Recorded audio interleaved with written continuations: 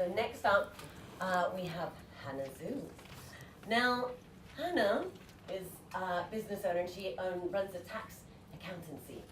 Doesn't sound that very exciting, but she manages to make it sound fun.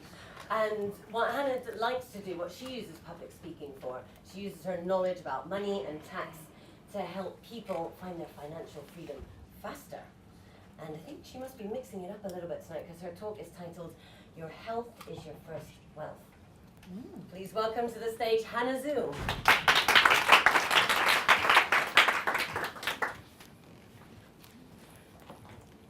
Do you feel wealthy? How many of you feel wealthy? Good, well done. Wealth comes from different shapes and forms. I've been setting up my tax consultancy business over the last 4 years.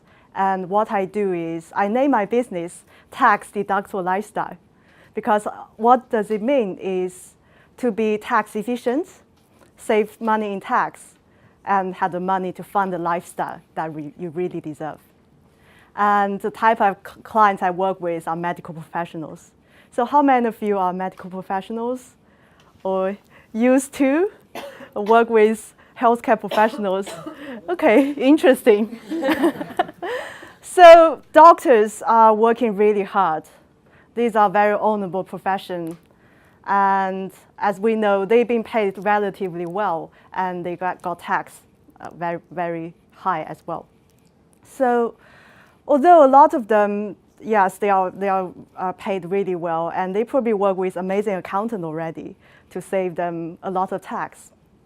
But what about their lifestyle? As far as I know, a lot of them are still not having a lifestyle they really want. So I've been reading a lot about healthcare and what's happening in doctors' life. And what I have seen on the newspapers are they are overworked, they are stressed. And I even seen junior doctors, they committed suicide. So these people, doctors, supposed to be the lifesavers for other people, but who is there to save their lives?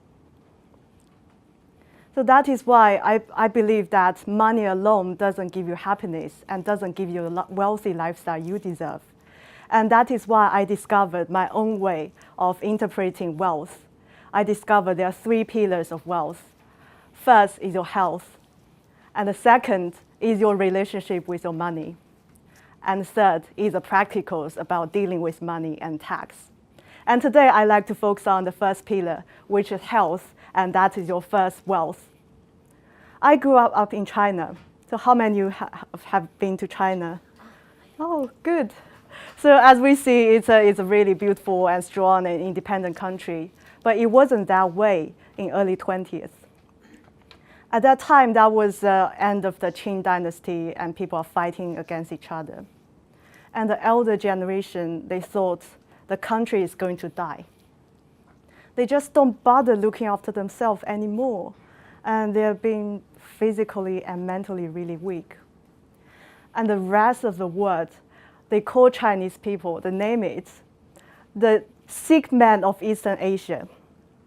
But at this time, there was a young man who was really well educated and really ambitious. He really wanted to help China to get out of that title. So he wrote an article on the national magazine. It's called A Study of Physical Education, because he wanted to encourage more Chinese people start looking after themselves and start exercising. Because if China is going to become bigger and stronger country again, and everyone has to start by being healthy. So as a result, a lot of schools start taking physical education seriously. And after 40 or 50 years, and China has become that stronger and independent country again. So that man was Chairman Mao. Despite the good things or bad things he has done for China, that was the one thing that has inspired me. And I took his advice that when I've been living that healthy lifestyle for 10 years. And when time goes tough, I know when I'm exercising, I know I have the strength to keep going. And how many of you have been through the time that you are really finding it difficult to cope with the bills and feeling the sort of anxiety. So no matter how you feel about your money, you can always go out for a walk, go out for a run, and let the new blood flow, and you see things in a different perspective.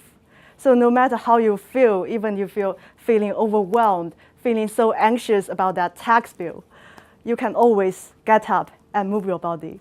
So when you're feeling stuck about your money, get up and move your body. So after my talk, everyone stand up and do 3 hip circles. Thank you. Well, we have another rocker in the building. Thank you, Hannah. Over to our judges. Would you like to go first? Okay, cool. So I've seen you obviously over the last year, and I've worked with you fairly closely. You're an incredible speaker. You've got to that level now that you're a speaker, right?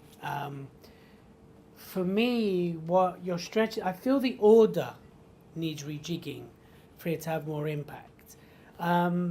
Because I don't know, I felt this is my opinion. Don't feel it led us to the powerful place you wanted it to get to. And you know, the whole stand up, jig your boy, get us to stand up and do it. Like, get us, don't just say after everyone up now, let's move our body, right?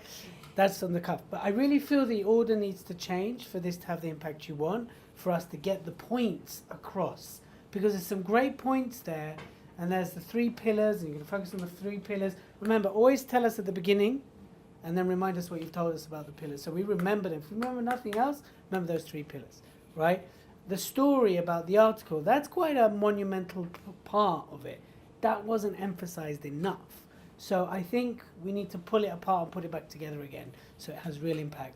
And what I said to you in Facebook is I want to see that passion come out. I feel again, I don't know why you've kind of pulled back a little bit, but let that passion come out that you care. You care about these doctors. You care about these junior doctors. No doctor should be committing suicide, due to fraud, due to anything, due to tax. I don't know what's going on in there, right? But due to tax, no one should commit suicide anyway. But let us feel that, and that's what I feel is kind of seeing. So that's your stretch. I'd like to see that again, but in different order. Good. I would agree. I don't know how you guys felt, but I think I wasn't sure where you were going at the beginning. It took a while for the story to shape and for your key point to come across. And you always have to think, if they're going to remember one thing, what's the key message? What's the theme? And I'm not sure what the theme that you want us to remember. Like the one thing that we should all say, that's what she's about. Apart from you want to help doctors. Okay, that might be my main key takeout. But was it the one you wanted to land? I don't know. So I would say go quicker to the meat. Like get us hooked quicker. What is it the original point of view that you think is worth standing up for? Because otherwise it's just another story, and I'm like, oh, no, I've heard loads of story, but what's the originality in it? What's your stamp? What's your version? So I would say bring that straight up front. The 1, 2, 3 was interesting, but that's what, tell me more. And we had not very much time to even go into 1, but I would bring it to what's original, what's you, and get it up front. So that would be my tip. Thank you. Hannah's here, everybody.